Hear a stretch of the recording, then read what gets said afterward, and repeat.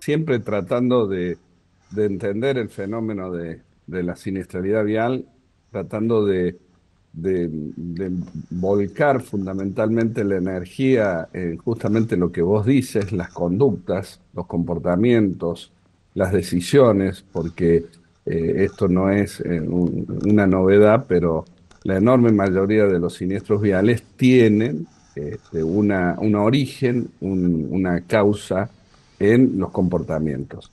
No obstante ello, sí es cierto que a veces tenemos bastante imprevisión en el diseño de infraestructura o en el mantenimiento de la infraestructura. Vos estás poniendo unos ejemplos que son muy atinados. Por ejemplo, a veces pensamos qué vamos a hacer, si es poner un semáforo, una tecnología, y a lo mejor el primer problema y fundamental es la iluminación.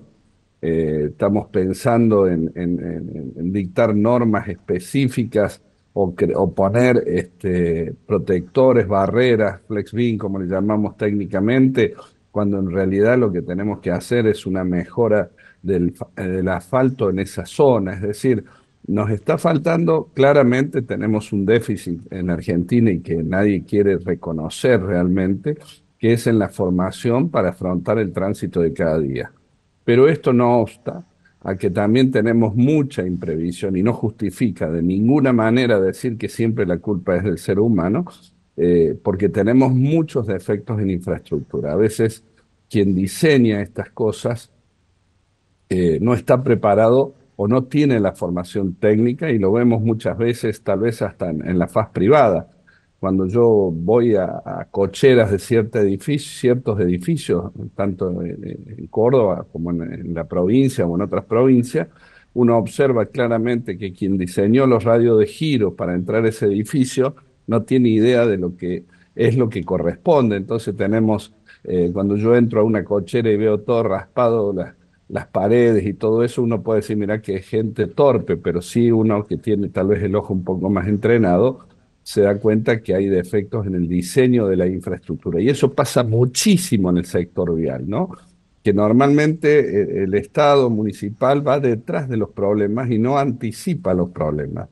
Hace poquito nos habían pedido de un municipio porque había habido un accidente en una esquina, que con buen criterio, antes de hacer una inversión, de poner un semáforo, hay razones que hay que determinar si está justificado poner el semáforo. Bueno, la verdad que aplicado todas las técnicas de investigación, flujo de vehículos, cantidad de vehículos, peatones que cruzan, maniobras, giros, etcétera, etcétera, estaba totalmente alejado de la necesidad de un semáforo, y que simplemente era colocar una señalización, líneas de detención, una cartelería de prioridad, una visibilización de aquellos lugares de más riesgo.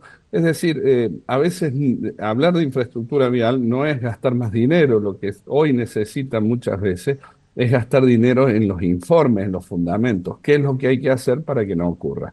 La siniestralidad vial básicamente tiene que ver con conductas y comportamientos, pero sí hay que rescatar que una mala infraestructura vial o una infraestructura vial injustificada, como es poner un semáforo donde no corresponde, también termina siendo una causal que facilita la repetición de siniestros. Por eso siempre es importante que si tenemos varios siniestros en un determinado sector de una ruta o de una calle, una intersección, hay que hacer una investigación técnica, porque a veces el común de la gente dice, no, acá pone un semáforo porque hubo dos choques, pero a lo mejor los dos choques, como nos pasó en algún municipio hace poco de la ciudad, habían sido por caída de los motociclistas, no era colisión con otro vehículo. En todo Mm. caso, lo que había que ver es cómo era el asfalto en esa zona, cómo era la señalización, y algo que parece absolutamente inocuo, pero que es muy valioso, que a veces tienes una alta siniestralidad por un problema de iluminación.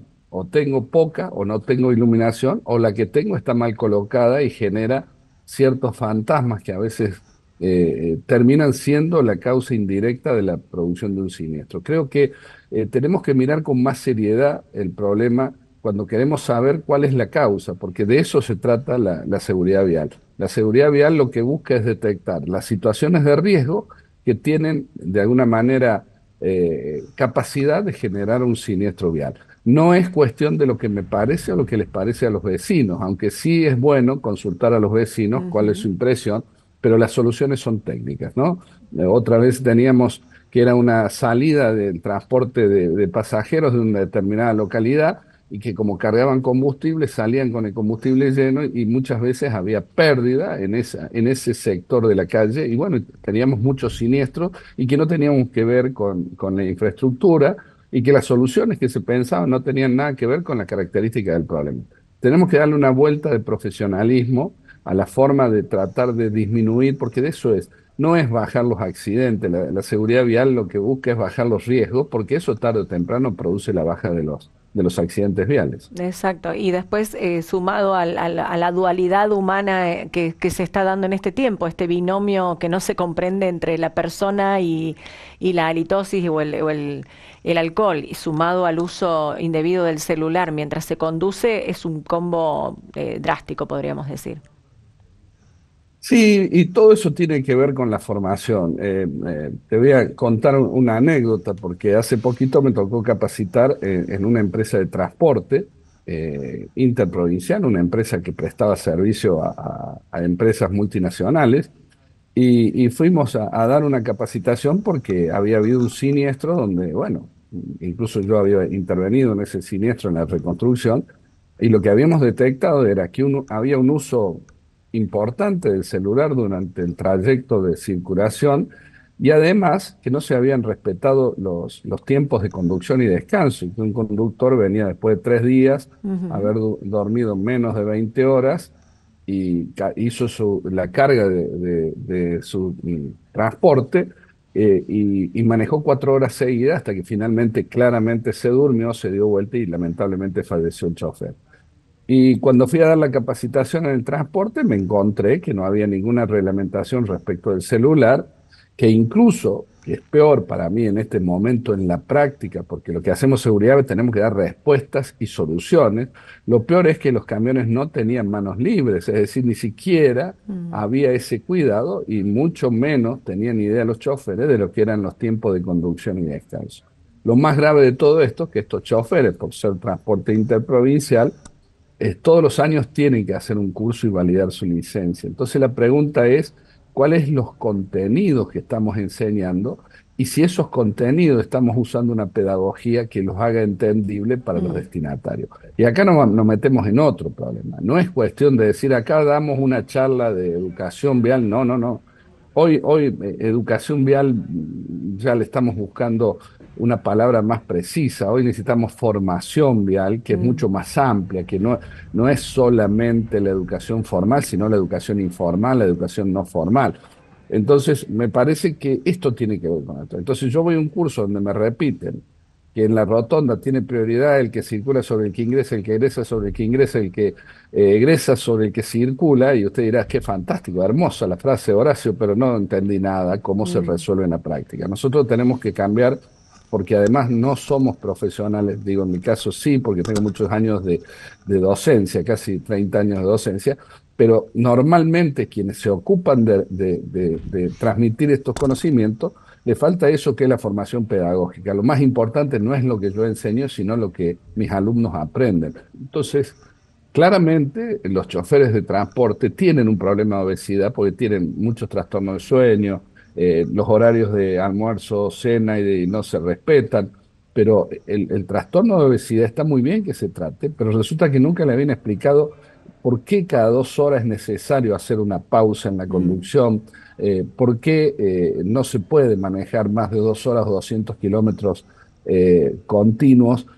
¿Qué significa? Porque ellos no entendían por qué no puedo manejar 4 horas. Mm. Y porque claramente la capacidad de atención y con ello la capacidad de respuesta, esto ya no se discute en el mundo, que no se puede mantener en el mismo nivel.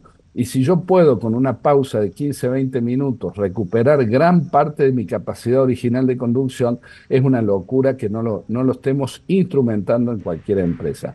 Y esto cambia, y vos me decías celular. Y un día me invita una empresa y me dice, queremos dar una charla de capacitación, pero además porque a todos les gusta mucho esto del manejo defensivo. Yo no adscribo al manejo defensivo, sino al manejo preventivo, porque el defensivo da la idea que yo me defiendo de otro y el tránsito no debe ser defenderme del otro, sino convivir con el otro. Y mando el programa y me contesta el gerente, bueno, pero el celular no lo desarrolle.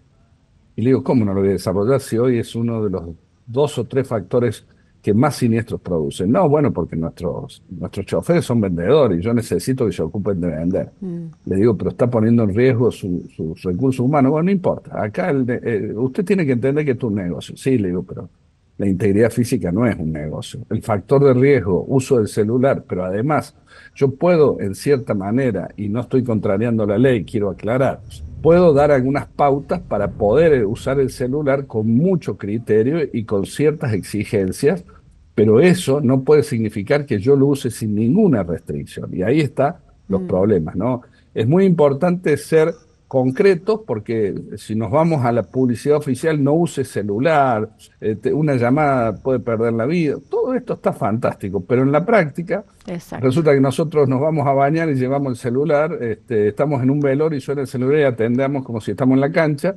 Entonces quiere decir que hoy la educación o la formación vial debe plantear hipótesis intermedias en donde podamos, de alguna manera, no se puede ser fundamentalista en seguridad vial, ¿no? Aquellos que Exacto. dicen, no, esto no se puede hacer, esto no se puede hacer, no. Tenemos que buscar alternativas para que se pueda convivir con una seguridad vial armónica que disminuya los riesgos y prevenga la siniestralidad vial.